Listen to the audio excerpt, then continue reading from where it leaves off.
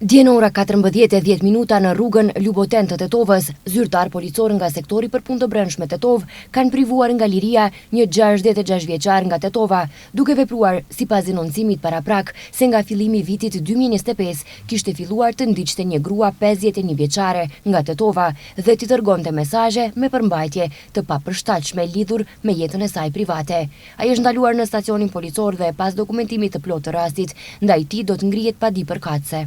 Dje në ora 13:25 në departamentin për punë të brendshme Gostivar, një burr 53 vjeçar nga Gostivari ka denoncuar se është mashtruar nga një person nga Kavadari me banim në Shkup për shumën prej 6.000 denarësh. Sipas denoncimit më datë 24 prill 2026, ata kanë kontaktuar përmes një rrjeti social dhe janë marrë vesh që t'i nxjerrë pasaportën me procedurë të shpejtë, pas së cilës ai ka dërguar parat me autobus, ndërsa pasi ka pranuar ato, personi e ka bllokuar dhe nuk ka mundur të kontaktoj më me të, po ndërmerren masa për zbardhjen e rastit. Dje në ora 15 në rrugën Cvetan Dimov në Tetov me urdhër gjyqësor, zyrtar policor nga sektori për punë të brendshme Tetov kanë arrestuar një 28 vjeçar nga Tetova, i cili kërkohej për vuajtje të dënimit me burg për vepër penale të kryer sipas nenit 297A të kodit penal. Ai është dërguar në institucionin ndëshkues përmirësues burgu i Tetovës për vuajtjen e dënimit. Dje në ora 16:30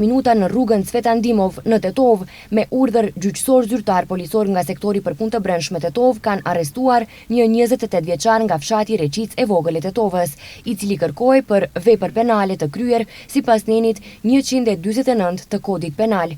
Ai është dërguar në institucionin ndëshkues përmirësues burgu i Tetovës për vuajtjen e dënimit. Dje rreth orës 1:45 në rrugën Pitarnica në Gostivar, zyrtar policor ka ndaluar automjetin e udhëtarëve Citroen me targat Gostivarit. Shoferi ka dorëzuar dokumentet për kontroll, por në momentin kur zyrtarët policor po kontrollonin lejen e qarkullimit, e cila është në pronësi të bashkëshortes së tij, ai ka ndezur automjetin dhe me shpejtësi të madhe është drejtuar drejt fshatit Forin. Pas ndërmarrjes së masave është konstatuar se automjetin e ka drejtuar një 29 vjeçar nga fshati Forin, i cili nuk posedonte patent shoferi.